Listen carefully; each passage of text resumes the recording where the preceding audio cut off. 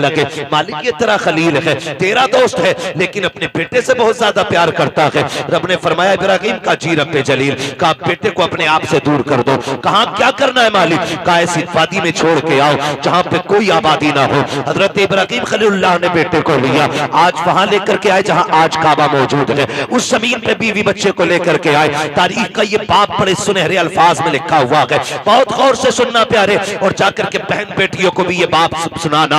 हजरत इब्राहिम खलीलुल्लाह जब उस जंगल में आए जहां पे दरख्त का साया तक नहीं था, हरियाली तक नहीं थी, काले पत्थरों की पहाड़ियां हैं, दूर दराज तक कोई नहीं है। अल्लाह के खलील ने बीवी बच्चे को जब छोड़ा है और छोड़ के जाने लगे हैं, हजरत हाजरा ने दामन पकड़ा, साथ चलने लगी है। मुअर्रिखीन ने लिखा है 3 मील तक दामन पकड़ के हजरत हाजरा चली है और ये पूछती जा रही थी, अल्लाह के खलील बताते तो जाओ, क्यों छोड़ के जा रहे हो? कोई खता हो गई है, बताओ तो सही, क्यों छोड़ के जा रहे हो? क्या बात है? अपनी मर्जी से छोड़ के जा रहे हो या रब के कहने से छोड़ के जा रहे हो? ये हजरत हाजरा कहते कहते 3 मील तक दौड़ी है। तारीख गवाह है, खुदा की कसम, एक जुमला भी हजरत हाजरा ने नाशुक्री का नहीं कहा था। आज शौहर अगर बीवी के पसंद के कपड़े न लाता है तो फिर बीवियां बिगड़ जाया करती हैं। कहती तुम्हारे घर में सुकून नहीं मिला है, जब से तुम्हारे घर में आई हो मुझे मिला कि क्या है, इस तरह के ताने दिया करती है। ए मेरी बेटी, मेरी बहन, कान खोल के सुन लेना, तेरी जन्नत तेरे शोहर के कदमों में रखी गई है। तू लाख सजदे कर ले, लाख नवाफिल पढ़ ले, अगर तेरा शोहर तुझसे नाराज है तो खैरियत नहीं है। अगर तेरा शोहर 2 पैसे की चीज लेके आता है, उससे चेहरा बिगाड़ के बात ना कर, उसका मुस्कुरा के इस्तेमाल करना। तू नहीं जानती है कि तेरे शौक तो इतने हैं कि शोहर की कमाई उतनी नहीं है। लंबी लंबी लिस्टें बना के दी जाती है, मुझे 7,000 का जोड़ा चाहिए, 8,000 का जोड़ा चाहिए। मेरी बहन तो कनीज़े फातिमा ज़हरा है, तेरे लिए जन्नत में महल्लात तैयार किए गए हैं, जन्नत में जन्नती लिबास तेरे लिए है। फकत इतना करना है, तुझे अपने शोहर की रजा में राजी रहना है। तू कौन है, तेरी औकात क्या है? ना तू वली की बेटी है, ना तू नबी की बेटी है, ना तू नबी की बीवी है, ना तू वली की बीवी है। तारीख का ये बाप पलट के तो देखो, हजरत हाजरा को अल्लाह का खलील छोड़ के जा रहा है, जंगल में छोड़ के जा रहे हैं। कोई दरख्त नहीं है, कोई साया नहीं है, जंगल की जंगल है। 3 मील तक दौड़ी है, दामन पकड़ के दौड़ के कहा था, खलील ये तो बता के जाओ, क्यों छोड़ के जा रहे हो? इतनी सी खजूरें, इतना सा पानी, ये किसके सहारे है? अल्लाह के खलील की आप तारीख पढ़िएगा, आग में डाले गए हैं, अल्लाह के खलील नहीं रोए हैं, वतन छोड़ा है नहीं रोए हैं, नमरूद की फौज ने पीछा किया है नहीं रोए हैं। लेकिन जब बेटे को जंगल में छोड़ के जा रहे हैं, लोग कह दिया करते हैं मेरे बाप का रिश्ता की क्या है, मेरा बाप मुझसे प्यार नहीं करता है। गैरत आनी चाहिए। खुदा की कसम, वो खलील जो नमरूद की आग से लग करके नहीं रोया, वो खलील जो आग में डाला गया तब आंसू नहीं आए, दुश्मनों ने पीछा किया तब नहीं रोया। लेकिन आज जब बेटे को छोड़ के जा रहे हैं, आंख से आंसू टप टप गिरते जा रहे हैं। शरीक हयात ने कहा था, अल्लाह के खलील बताते तो जाओ, इस जंगल में क्यों छोड़ के जा रहे हो? अच्छा ये बताओ, अपनी मर्जी से छोड़ रहे हो या रब ने हुक्म दिया है? इतना सुनना था। अल्लाह के खलील ने कहा था, हाजरा प्यारी सौजा, बता तो सके, अगर रब ने किसी को ऐसा बेटा दिया हो और वो भी कोई शुरू उम्र का ना हो, 70 साल की उम्र में मिला हो, और यूं ही नहीं जिसको दुआओं में मांगा हो, सजदों में रो के मांगा हो, तब जाके इस्माइल सा बेटा मिला हो, क्या ऐसे बेटे को कोई जंगल में छोड़ जाएगा? अपनी मर्जी से छोड़ के जाएगा? कहा हाजरा, ये अपनी मर्जी से छोड़ के नहीं जा रहा हो, बल्कि अपने रब के कहने से छोड़ के जा रहा हूं। हजरत हाजरा ने इतना सुना, तवक्कुल अल्लाह देखिए, अल्लाह पे भरोसा देखिए, इतना सुनना था। दामन छोड़ा, मुस्कुरा के कहती है, खलील फिर ठहरो, ये पानी भी ले जाओ, खजूरें भी ले जाओ। कहा क्या करोगी? कहा जिस रब की मर्जी से छोड़ के जा रहे हो वही रब खाना भी दे देगा, पानी भी दे देगा। इसे तवक्कुल अल्लाह कहते हैं। क्या बात है। नारे तकबीर, नारे रिसालत, मसलके आला हजरत खतीब अहले सुन्नत मुफ्ती हम्माद रजा मुरादाबादी, नारे तकबीर। ये रिश्ता होता है माँ बाप का, इसे समझने की कोशिश करें। जो खलील नारे नमरूद से न रोया, वो बेटे की जुदाई पे रो दिया, वो बेटे को छोड़ते वक्त रो दिया। सोच तो सही, कैसे कह देते हो मेरा बाप प्यार नहीं करता? खुदा की कसम खा के कहता हूं, मंडी चले जाओ, मार्केट चले जाओ, जितने मजदूर थैले हाथ में लेके खड़े होते हैं ना, उनसे पूछना इस उम्र में क्या जरूरत थी इतनी गर्मी में काम करने की? सिर्फ यही कहेगा, बच्चों का पेट है, बच्चों के लिए आया हूं। बच्चों की जरूरतें माँ बाप को मौत तक ले जाती हैं और औलाद कहती है क्या किया है मेरे बाप ने, क्या किया है मेरे बाप ने। खुदा की कसम अगर तेरे हलक में हराम का लुकमा नहीं जाने दिया है तो सबसे बड़ा एहसान किया है तेरे बाप ने, बहुत बड़ा एहसान किया। और मैं ज्यादातर नौजवान बेटे आपसे गुजारिश कर जाऊं, आप ही के रामपुर से एक दिन फोन आया, कहा गया कि मौलाना हमारे अब्बा को समझाइए। मैंने कहा बात क्या, उसने कहा रिश्ते नहीं हो रहे हमारे।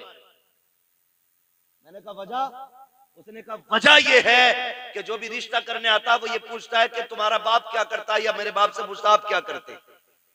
तो जब वो कहते हम रिक्शा चलाते तो रिश्ते करने वाले लौट के चले जाते। तो उसने कहा हमें गैरत आ रही है, हमारा बाप रिक्शा चला रहा है। मैंने कहा ठंडे दिमाग से सोच, शाम को तेरा बाप आता है तो कपड़े पसीने में भीगे होंगे। कहा हाँ। तो मैंने कहा उसके तलवे चूमा कर, वो पसीना बहा के कमा के लाता है, किसी का खून बहा के कमा के नहीं लाता है। हमारी दुनिया को हो क्या गया है, हमें करोड़पति चाहिए, चाहे दलाल हो, रिश्वतखोर हो, ब्याज लेने वाला हो, हराम की दौलत इकट्ठे करने वाला हो। ये चार चांद कब तक, जब तक मौत नहीं आ रही। जिस दिन मरोगे तो याद रखना गरीब की भी कब्र वही बनती है जहां अमीर की बनती है। फिर इतराना किस बात पर है। नौजवानों, अपने मजदूर बाप की इज्जत करना, मजदूर बाप की इज्जत करना। उसने कम से कम तुम्हें हलाल के लुक़मे खिलाए। फरमाया गया जो हराम के लुक़मे खा के पड़ेगा जिस्म, वो जहन्नम का ईंधन बनाया जाएगा। क्या यह एहसान नहीं किया बाप ने कि ईंटें ढोता रहा, रक्शे चलाता रहा, बोझ उठाता रहा, लेकिन किसी के आंसू बहा के पैसा नहीं लाया, किसी का हक मार के पैसा नहीं लाया, किसी को सता के पैसा नहीं लाया। तुझे क्या पता है, लोग कहते मजदूर के घर बेटी नहीं देनी है। मैं कहता हूं अगर बेटी देनी है तो मजदूर के घर दे। खुदा की कसम तेरी बेटी को जो इज्जत मजदूर के घर मिल सकती है वो दुनिया के दौलतदार के घर नहीं मिलेगी। किसी रिश्वतखोर या प्याजुए के घर जाकर के तेरी बेटी को वो इज्जत नहीं मिलेगी जो एक मजदूर के घर तेरी बेटी को इज्जत और सुकून मिल सकता है। वजह ये है आज हम इज्जत मजदूर को जलील समझते हैं। महबूब की चौखट है, एक गरीब सहाबी आए, आका करीम को सलाम पेश किया, अर्ज करते हैं या रसूल अल्लाह आज माशरा बहुत बिगड़ता जा रहा है, क्या बात है। आका हम मजदूर डिपार्टमेंट से ताल्लुक रखते हैं, हमारी मजदूरी नहीं दी जाती है, लोग पैसा मार लेते हैं, आका में कई कई दिन तक धक्के दिए जाते हैं। मेरे नबी ने इतना सुना उठ के खड़े हो गए, फरमाया मुसाफा नहीं करोगे। कहते हैं या रसूल अल्लाह हाथ ऐसे नहीं है जो आपके हाथ में दिए जा सके। क्या बात है। काका इन हाथों से मजदूरी करता हूँ, हाथों में छाले पड़े हैं, फेटे हैं, कहाँ आप जैसे आपके गुलाब जैसे हाथ, कहाँ मेरे ये सख्त हाथ। आका खैरत आती है आपके हाथ में हाथ देते हुए। मेरे नबी ने उसके हाथ देखे, फरमाया ला तेरे हाथों को बोसा दे दो। इतना सुनना था, मजदूर की आंख में आंसू आ जाते हैं। या रसूल अल्लाह आप बोसे की बात करते हैं, यहाँ मजदूर को बगल में बैठा के कोई पानी नहीं पिलाता है, यहाँ साथ बैठा करके कोई एक प्लेट में खाना नहीं खिलाता है। आका आप हैं कि चूमने की बात कर रहे हैं।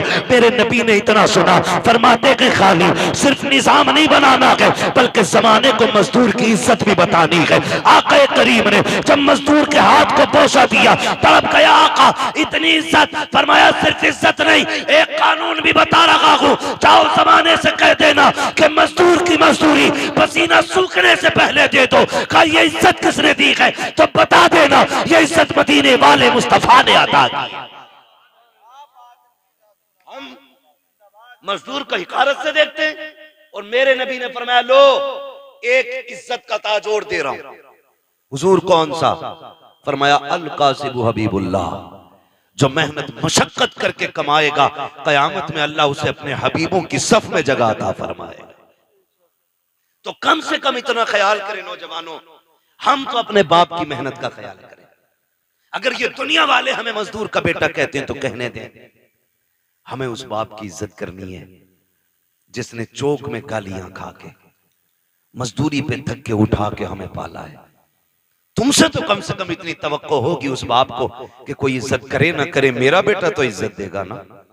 अगर वही औलाद उसे जलील करने लगे तो बताओ वो जी के क्या करेगा, क्या करेगा वो जी के। जब वही औलाद उससे कहती हो कि तुझे टुकड़े डालने से बेहतर है कुत्ते को टुकड़े डाल दिया जाए, क्या करेगा वो बाप जी के? उसे हार्ट अटैक नहीं आएगा? उसे हार्ट अटैक नहीं आएगा? वो रोएगा नहीं अपनी कमनसीबी पे? क्या वो भूल गया होगा उन दिनों को जब तुझे गोद में उठा के वो गली गली फिरता रहा? मुझे बताओ, तुझे सर्दियों में बुखार आया, बाप ने सारे कंबल तुझे उड़ाए, खुद ठंडी में ठिकरता हुआ मंडियों के, गलियों के, बाजारों के, हॉस्पिटलों के चक्कर लगाता रहा, खुद मर गया लेकिन बेटे को जिंदगी दे गया। लाजिम है हर बेटे पे अपने माँ बाप की इज्जत करे, अपने माँ बाप की इज्जत करे। पढ़े तारीख। आप कभी ये नहीं कह सकते अपने बाप से आपने क्या किया मेरे लिए। खुदा की कसम, जितना एक बाप कर देता बेटे के लिए, कोई तुम्हारे लिए उतना नहीं कर सकता। मैं तो चैलेंज के साथ कहता हूं, एक बाप को तोलने के लिए ना खुदा की कसम जिंदगियां कम पड़ जाएंगी, लेकिन बाप की मशक्कतों का अंदाजा नहीं लगाया जा सकता। आप भी जानते हैं एक आदमी को अपना पेट पालने में कितनी मुश्किल आ सकती है। कोई मुश्किल बात है एक आदमी को पेट पालना? कोई मुश्किल बात नहीं, और कोई मशक्कत भी नहीं। अकेला बंदा कहीं भी खा पी के गुजारे कर लेता है, लेकिन दुनिया भर की सहूलतें बाप औलाद के लिए उठाता है, औलाद के लिए उठाता है। बेटा पैदा हो मीठा तकसीम करता है, जवान हो जाए तो निकाह की तैयारियां करता है। हाँ, आप देखें ना मास्टर इरफान साहब, इन्होंने इतना खर्च किया। मैं कहता हूं कि अगर और इनका बेटा ना इनकी दवा के लिए सिर्फ इतना खर्च कर देना जितना आज इन्होंने किया अपने बच्चों के लिए, तो शायद बड़े सुखी रहेंगे।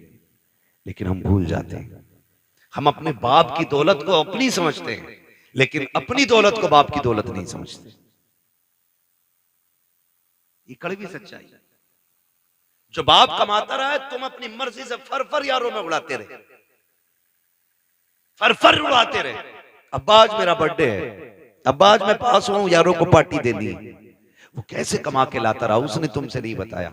जो तुम मांगते रहे वो देता रहा। उसने बुढ़ापे में इतना कहा था, बेटे खांसी बढ़ गई है, एक सिरप चाहिए। तुमने मुंह बिगाड़ के कहा तुम्हारे खर्चे उठाऊं या औलाद के खर्चे उठाऊं? लोग कहते हैं बाप उस दिन मरा जिस दिन सांसें रुकी। मैं कहता हूं नहीं, ये तो उस दिन मर गया था जिस दिन बेटे ने हाथ रोक लिया था, उसी दिन बाप मर गया था। खुदारा बदलो अपने आप को, अपने बाप की इज्जत किया करो। और दुनिया में तुम्हारे बाप को कोई इज्जत नहीं देता, तुम इज्जत दे के बताओ कि तू किसी की नजर में जलील होगा, लेकिन मेरी नजर में तेरी इज्जत एक बादशाह से ज्यादा है। ये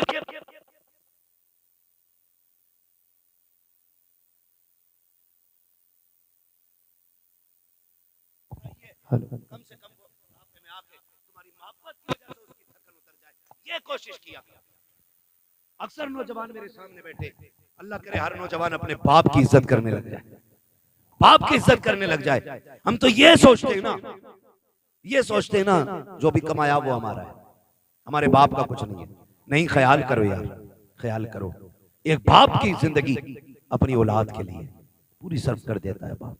मैं अर्ज कर रहा था, अल्लाह का खलील बेटे को छोड़ते वक्त, बेटे को छोड़ते वक्त, बेटे को छोड़ते वक्त अल्लाह के खलील रो दिए, रो दिए। तारीख का ये बाप भी पलटे। तवज्जो है? थके तो नहीं अभी? अगर नहीं थके तो बोलने जरा या रसूल अल्लाह। हमारे अलीम भाई बता रहे थे कि ये बड़े सुस्त लोग बैठे, और नकीब साहब भी फरमा रहे थे हल्के में मत लेना। अल्लाह सलामत रखे। मैं आपसे ये भी नहीं कहूंगा कि आप हाथ उठा के सुभान अल्लाह को या उठ के सुभान अल्लाह को। मैं कहता हूं जो मैं बात कह रहा हूं इसे दिल पे लिख के ले जाना। अगर आज के बाद एक बाप को भी इज्जत मिल गई ना, तो मैं समझूंगा हम सबका यहाँ आना कामयाब हो गया, आपका बुलाना कामयाब हो गया। बस यही कोशिश रहती है। मेरी तकरीर तबे यार को बेचैन करती है, सबब के आगे वही कहता हूं जो दिल पर गुजरती है। मुझे बहुत दूर से बुलाया है, मैं बज़ाहिर तो मुरादाबाद का हूं, और लेकिन पूछा मुफ्ती साहब क़िबला से, अपने भी घर आना पड़ता तो जहाज से ही आना पड़ता। हाँ, बिना फ्लाइट के अपना घर भी मैसर नहीं होता है। अल्लाह ने ये ड्यूटी लगा रखी है, जब तक वो चाहेगा ये नौकरी अंजाम देते रहेंगे।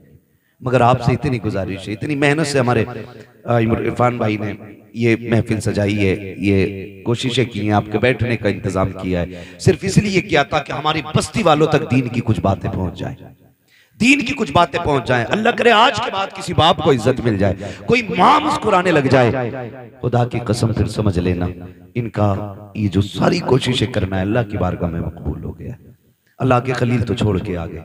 हजरत हाजरा ने बेटे को लिया, पलट के उसी जगह पे आई जहां छोड़ के गए थे। पहली शाम आई, जब शाम आई तो दरिंदे जानवर बाहर निकल के पहाड़ियों से आए, बाहर निकल के आए पहाड़ियों से और चीखने लगे। जब बोलने लगे, हजरत हाजरा की गोद में हजरत इस्माइल है। आपने ना एक खारदार लकड़ी तोड़ी दरख्त से, किसी पेड़ की कोई शाख तोड़ी और उसको आसमान में घुमाया। फिर आपने जानवरों को मुखातब करके कहा, खबरदार, शर्म नहीं आती है? देख नहीं रहे हो किस पे भौंक रहे हो? मैं एक नबी की मां हूं, एक नबी की बीवी हूं। मेरी गोद में जो लाल है कोई आम बेटा नहीं, मेरी गोद में रब का इस्माइल लेटा हुआ है, रब का इस्माइल लेटा हुआ है। कहा खबरदार, भौंकने की जरूरत ना करना, हम पे भौंकने का मतलब है नबी की इज्जत पे भौंकना। अल्लाह। इतना कहा सारे जानवर पलट के चले गए, सारे चले गए। फिर वो पानी, वो खजूरें, वो सत्तू, वो क्या सब कुछ जो भी दिया था, कब तक चलना, सारे ही खत्म हो गए। जो भी खाने पीने का सामान था खत्म हो गया। लेकिन माँ होती है। फिर वो वक्त भी आया कि माँ के सीने का दूध भी खुश्क हो गया। फिर जब बेटे ने सूखी जबान होठों पे फेरी तो माँ से देखा ना गया। तारीख गवाह है, हज करने के लिए जाओ, हुक्म होता है सफा मरवा की सही करो। मालिक ये क्या है? कहा यहाँ मेरी हाजरा दौड़ी थी। फिर क्या करना है? कहा जब तक दौड़ेगा नहीं तेरा हज पूरा नहीं होना है, तुझे दौड़ना जरूरी है। मालिक क्यों दौड़ाया गया? कहा जब जब यहाँ आके तुम दौड़ोगे ना तो तुम्हें माँ और बेटे की मोहब्बत का एहसास हो जाएगा। एक माँ ने बेटे की मोहब्बत में कितने चक्कर लगाए हैं, 7 चक्कर लगाए। माँ तो माँ होती है। बेटे को लेटाया जमीन पे, आपने एक पत्थर इधर से रखा, एक इधर से रखा, एक पत्थर ऊपर से रखा, 3 पत्थरों से बेटे का थोड़ा सा धूप का साया किया। उसके बाद दौड़ लगाई है पानी की तलाश में। आप दौड़ करके पहाड़ के सिरे पे चढ़ी है, चारों तरफ देखा पानी नजर नहीं आया। फिर ख्याल आया मेरे बेटे को कोई जानवर न ले जाए। फिर पलट के वापस आई है, फिर बेटे की खुशकी देखी है, फिर दौड़ लगाई है। बाज मार्रिखीन ने यहां तक लिखा है कि 7वें चक्कर पे हजरत हाजरा गिर जाती है। अल्लाह अकबर, जब गिरी है इधर हजरत इस्माइल ने एड़ियां रगड़ी है। जब एड़ियां रगड़ी रब ने फरमाया जिब्रील जी रब्बे जलील जल्दी कर दौड़ के जा करके मेरे इस्माइल की एड़ियों की जगह से चश्मा जारी करके। तारीख गवाह है हजरत हाजरा ने खुद को संभाला और दौड़ करके आई। क्या देखती है? जहां बेटे के पैर लग रहे थे वहां से पानी का चश्मा जारी हो गया है, चश्मा जारी हो गया है। आज दुआ के लिए तुम मियाओं के चक्कर लगाते हो, खानकाहों में डूब जाते हो। जिससे दुआ लेनी थी तुमने उससे दुआ नहीं दी। अगर तकदीर बिगड़ रही है, बरकत नहीं हो रही है, जाके माँ से दुआ ले ले। खुदा की कसम, जिसकी कहीं नहीं सुनी जाती है उसकी माँ की चौखट को सुन ली जाती है। नारे तकबीर, नारे रिसालत, मसलके आला हजरत मुफ्ती हम्माद रजा मुरादाबादी सवी अख्तर रामपुरी, नारे तकबीर। मुफ्ती साहब फरमा रहे हैं भाई ये लोग सुन रहे हैं, तो मैं तो ये समझता हूं कि अगर दिल हुजूर से लग जाए तो फिर महफिलों से लोग उठा नहीं करते। वाह वाह वाह, बहुत। हाँ, और अगर महफिल में दिल लगने लग जाए तो समझें कि हुजूर की नजर करम हो गई है, हुजूर की नजर करम हो गई है। हुजूर आपकी तरफ नजर करम फरमा चुके हैं। बस मैं आपसे इतनी गुजारिश करूंगा, फरमाया गया या अय्युहल्लज़ीना आमनू उदखुलू फिस्सिल्मि काफ़ा, ए ईमान वालों पूरे पूरे इस्लाम में दाखिल हो जाओ, पूरे पूरे दाखिल हो जाओ। अल्लाह तौफीक दे। कुर्बानी आ रही है तो सारे लोग कोशिश करें, कुर्बानी करें। जिन पर वाजिब है करेंगे इंशाअल्लाह, जिन पर वाजिब है करेंगे इंशाअल्लाह। उम्मीद है जितने नौजवान बैठे हैं जो भी साहिब निसाब होंगे इंशाअल्लाह वो कुर्बानी जरूर करेंगे। हाँ, अल्लाह ताला हमें अपनी सच्ची मोहब्बत अता फरमाए। और थोड़ा सा ख्याल करें, एक पैगाम आखिर में चलते चलते मैं ये भी दे दूं मेरे भाई, कोशिश ये करनी है, कुर्बानी अक्सर और बेशतर हम लोगों के यहाँ होती है। होता क्या है कि हम अक्सर उनके घर गोश्त भेजते हैं जिनके घर से हमारे घर गोश्त आता है ना? उनके घर गोश्त भेजते हैं ज्यादातर जिनके घर से हमारे घर आता है। यानी जिनके घर से हमारे घर गोश्त नहीं आता उनके घर हम गोश्त नहीं भेजते। और बात बताऊं अगली, बुरा ना मानिएगा, मैंने पहले ही कहा था, वही कहता हूं जो दिल पर गुजरती है। अगर किसी बंदे ने एक बड़े का कुर्बानी की और एक बकरे की कुर्बानी की, तो कमजोर लोगों में बड़े की बोटियां भेजी जाती हैं और बड़े लोगों में छोटे की बोटी भेजी जाती है। यही होता है ना? हाँ, कहेंगे भी नहीं हाँ, क्योंकि शर्म आती है। मैं तो ये नहीं कह रहा कि आप करते, लेकिन होता है कुछ जगह पे ऐसा। मैं आपसे ये कहूंगा यार, वो भाई अल्लाह तौफीक दे। तो पहली बात तो ये कि 4-4 बोटियां बांटने का रिवाज है, 8-8 बोटी बांट रहे हैं, कम से कम इतनी तो दो जो कम से कम एक वक्त का खाना हो जाए किसी के घर का। कुछ जगहों पे तो हजरत मसला ये है कि बकरीद के गोश्त से मुहर्रम का हलीम बनाते हैं। ये कंडीशन हमारी कौम की है। कुर्बानी के बाद ऐसा फ्रिज में पैक करते हैं कि मुहर्रम की 9 तारीख को ही निकलता। बड़े सनीचर लोग हैं भाई। डॉक्टर से पूछो तो गोश्त जितना बासी होता जाएगा ना, उतनी बीमारियां उसमें बढ़ती चली जाती हैं, और दही जितना बासी होता जाएगा उतना मुफीद होता जाता है। कई बार तो खा खा के लोग बीमार हो जाते हैं। मैं तो कहता हूं कुर्बानी की बरकत है, वरना लोग मर जाएंगे इसे खा के। कितना वक्फा रह जाता है कुर्बानी से मुहर्रम तक का? 1 महीना ना, 30 दिन कुछ थोड़ा थोड़ा निकाल के खाते रहते हैं। अल्लाह पे भरोसा रखो यार, जो आज दे रहा है वही आपको कल भी देगा। बोलो देगा कि नहीं? अच्छा, आपने देखा होगा कि ये जो परिंदे उड़ते हैं रोज सुबह सुबह, शाम को जब आते हैं, कुछ बचा के लाते हैं या खाली खा के आ जाते हैं? क्या करके आते हैं? बोल सकते हैं तो बोले सर, अल्लाह ने ज़बान दी है तो। खा के आ जाते हैं ना, रख के तो नहीं लाते। अगले दिन फिर उड़ते हैं, फिर खा के आते हैं। और ताज्जुब की बात यह है कि भूखे जाते हैं और पेट भर के वापस आते हैं। इनका कोई खेत है, बिजनेस, मंडी? अच्छा, इतनी तपिश, इतनी गर्मी है अभी कि हर जगह पानी भी मैसर नहीं है। आदमी को 24 घंटे पानी ना मिले पागल हो जाए। जंगलों में पानी नहीं, लेकिन परिंदे फिर भी जिंदा हैं। फिर वो जिंदा कैसे? पानी कौन देता है? अल्लाह देता है ना।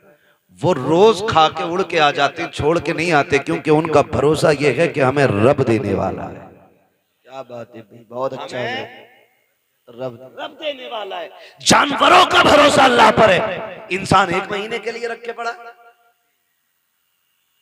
ये तो कुर्बानी का है, लोगों ने जन्नत का उठा के रखना शुरू कर दिया था, वो अल्लाह ने वो बंद कर दिया था। आपको अल्लाह ने अगर दिया है तो फ्रिज में ना भर। कितने ऐसे लोग आज भी हमारे मुआशरे में हैं जिन्हें साल साल भर गोश्त खाने तक की तौफीक नहीं होती। वजह इतनी ये है कि कंजूस नहीं है, कमजोर लोग हैं, मजदूर लोग हैं, महंगाई ने कमर तोड़ दी है। किसी के आगे बेटियां जवान हैं, किसी के घर में बेटे परेशान है, किसी को बीमारी ने घेर रखा है, कोई मुसीबत में है, कोई आजमाइशों में है, कोई बीमारियों में है। इस वजह से कितने लोग गोश्त नहीं खा पाते हैं। अल्लाह ने तुझे तौफीक दी है। ओ यार, अगर तूने बकरे की कुर्बानी की है, अमीर तो 8वें दिन 10वें दिन बकरा खा ही लेता है, कभी उस गरीब के घर भी बकरे का गोश्त भेज दिया करो, जिसके बच्चे बाप से कहते हैं बकरे का गोश्त हमने नहीं खाया है, कभी हमको भी बकरे का गोश्त खिलाया जाए। कई बार मजदूर गरीब मंडी गया है, कई बार दुकान जाकर के लौट आया है, का बेटे गया तो था 700-800 का रेट था, इतनी तो तेरे बाप की मजदूरी भी नहीं है, जितने का गोश्त था ये सोच करके बाप लौट आता है। तुम्हें रब ने अगर तौफीक दी है, अगर तुमने छोटे की कुर्बानी की है अल्लाह की रजा के लिए, कभी उन गरीबों के घर दे दो जिनके यहाँ कभी गोश्त नहीं गया है। खुदा की कसम खा के कहता हूँ, तूने 4 बोटी अगर अमीर के लिए दी है, चर्चों के लिए दी है, ताल्लुकात के लिए दी है, सिर्फ वाफा के लिए दी है, तो ये 4 दिन के लिए है, खत्म हो जाएगा। अगर तूने वही बोटियां किसी गरीब की दिलजोई के लिए दी है, खुदा की कसम मर के कयामत में आना, अल्लाह तुझे इज्जतों के ताज अता फरमा। भाई वाह वाह वाह, जिंदाबाद जिंदाबाद, बहुत खूब। गोश्त उन्हें दे जिनके यहाँ हुआ ही ना हो। कई बार ऐसा होता है जिनके घर कुर्बानी हुई है, 2 क्विंटल में से 50 किलो इसके घर रखा। और मोहल्ले वालों ने भी एक तसला भेज दिया। और कितने गरीब ऐसे होते कि बकरा ईद के दिन भी उनके घर में दाल बनती है। इसे ईद कहते हो? तेरी बस्ती के अंदर अगर एक बंदा भी ईद के दिन चटनी से खाएगा तो तुझे गैरत से मर जाना चाहिए। अल्लाह तौफीक दे तो ये गरीबों में तकसीम करेगा। आपके घर के होते हुए किसी घर में दाल या चटनी नहीं। आज ये रब की दावत का दिन है, रब की दावत का दिन है। हर घर में गोश्त की खुशबू आनी चाहिए, हर घर में तकसीम करें। और याद रखिए, जो अल्लाह के लिए करता है फिर अल्लाह कभी उसको गिरने नहीं देता है, गिरने नहीं देता है। और वो लोग बेवकूफ हैं जो उठा के रखते हैं। जब बर्तन खाली होता तभी नया भरा जाता है, जब पहले से भरा होता तो फिर उसमें जगह ही नहीं होती, वो भरेगा कहां से? आप खाली करते रहो, मेरा रब तुम्हारे बर्तनों को भरता रहेगा। जो खर्च करना नहीं जानते उन्हें कमाइयों का भी तरीका नहीं आता है। कमाई का भी तरीका उन्हीं को आता है जो खर्च करना जानते हैं। आप अपनी कमाई में गरीबों का हिस्सा रखें। कुर्बानी आ रही है, सारे लोग कुर्बानी करें। अल्लाह तौफीक दे, अपने बच्चों को दीन की तालीम दे। जिस तरह हमारे इरफान भाई ने अपने बेटों के अकीक़े की खुशी में, बेटियों की खुशी में माशाअल्लाह खुश नसीब है। फरमाया गया अल्लाह जिसे 3 बेटियां दे और वो पाल पोस के उन्हें इज्जत से रुखसत कर ले, हुजूर ने फरमाया वो बंदा जन्नती होता है, वो बंदा जन्नती होता है। और फिर अल्लाह ने 3 बेटियां दी हैं, मुज्दा मुकम्मल है। यहाँ तक कि 2 बेटियों के लिए भी खुशखबरी है, 1 बेटी वाले के लिए भी खुशखबरी है। लेकिन सबसे पहले 3 का तज़किरा आया था। अल्लाह ने 3 बेटियां दी हैं, 1 बेटा दिया है। अल्लाह आपको भी बेटी बेटा देना। तो मैं तो ये कहता हूँ कि बेटी पे भी उतनी खुशी किया करो जितने बेटे की पैदाइश पे खुशी करते हो। इसलिए कि याद रखना, कभी कभी बेटे वो काम नहीं करते जो बेटियां काम कर जाया करती हैं। और बेटियों की मोहब्बत बाप से हमेशा जुदा होती है। बेटी के प्यार को बेटों का प्यार नहीं लगा करता है। आप भी जानते होंगे, आपसे जितनी मोहब्बत आपकी बेटी करती है उतना आपका बेटा नहीं करता होगा। इसलिए कि बेटियां तड़प जाती हैं बाप के बगैर, पूरी जिंदगी वो सिर्फ बाप के चेहरे की मोहताज रहती हैं। और फिर अल्लाह ने बेटी की मोहब्बत भी बाप के दिल में कैसी डाली है। मेरे नबी ने खातून जन्नत को सीने से लगा के कहा था, मेरी फातिमा मेरे जिगर का टुकड़ा है। जिस दिन मेरे नबी ने कहा मेरी फातिमा मेरे जिगर का टुकड़ा है, उस दिन से आप जाकर के मंडी में देखो, सफेद बालों वाला रक्षा चला रहा होगा, कमर झुकी है लेकिन मजदूरी कर रहा होगा। क्या बात है चाचा, क्यों मजदूरी कर रहे हो? कहा बेटी को रुखसत करना है। ये बाप तो कत्ल कर देता था, ये बाप तो दफन कर देता था इस बेटी को।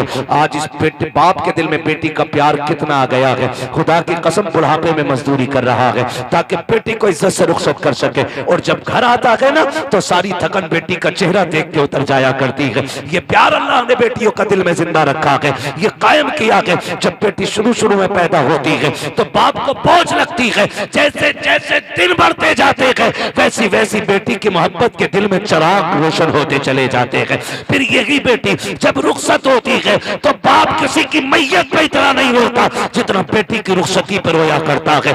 ये प्यार किसने पैदा किया है? ये रब ने पैदा किया है। अल्लाह बेटा दे तब भी खुशी मनाओ, बेटी दे तब भी खुशी मनाओ, इसलिए कि बेटा नेमत होता है, बेटियां खुदा की रहमत हुआ करती है।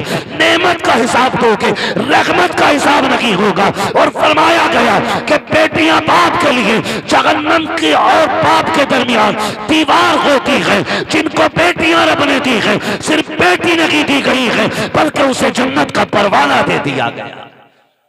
अल्लाह हमें बेटियों की इज्जत करने की तौफीक अता फरमाए, बेटियों से प्यार करने की तौफीक अता फरमाए। हम अपने बेटे बेटियों की खुशी में इसी तरह की महफिलें आबाद करते रहे। बस जो हुए अगलात उनको माफ फरमाए रब्बे कायनात। जिंदगी ने दिया साथ, फिर होगी मुलाकात, चमन रहा फूल खिलेंगे, जिंदगी रही फिर मिलेंगे। मुसाफिर हम भी, मुसाफिर तुम भी, किसी मोड़ पर फिर मुलाकात होगी। फकीरान आए सदा कर चले, सदा खुश रहो ये दुआ कर चले। सारे लोग कलमा शरीफ पढ़ लीजिए, ला इलाहा इल्लल्लाहु मुहम्मद रसूलुल्लाह। मेरी सारी बातें याद रखेंगे, माँ बाप की इज्जत करेंगे इंशाल्लाह। सारे बोले इंशाल्लाह और जोर से। अपनी जिंदगी में अपने बाप को दुख नहीं होने देना है। कोई हमारे बाप को इज्जत दे ना दे, हम अपने बाप को इज्जत देंगे।